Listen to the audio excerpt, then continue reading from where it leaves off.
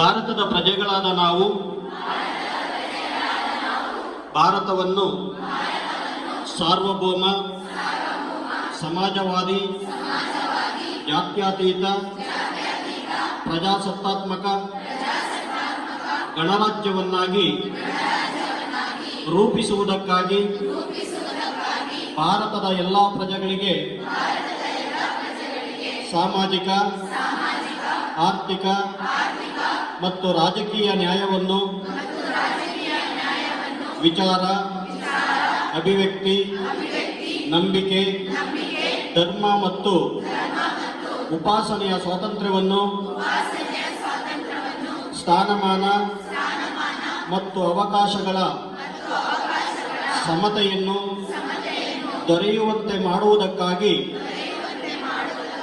ವ್ಯಕ್ತಿ ಗೌರವ, ದೇಶದ ಏಕತೆ ಮತ್ತು ಸಮಗ್ರತೆಗಾಗಿ ಎಲ್ಲರಲ್ಲಿ ಭಾತೃತ್ವ ಭಾವನೆಯನ್ನು ಮೂಡಿಸುವುದಕ್ಕೆ ದೃಢ ಸಂಕಲ್ಪ ಮಾಡಿ ನಮ್ಮ ಸಂವಿಧಾನ ಸಭೆಯಲ್ಲಿ 1949ನೇ ಇಸವಿ ನವೆಂಬರ್ ತಿಂಗಳ 26ನೇ ದಿನದಂದು ಈ ಸಂವಿಧಾನವನ್ನು ನಮಗೆ ನಾವೇ ಅರ್ಪಿಸಿಕೊಂಡು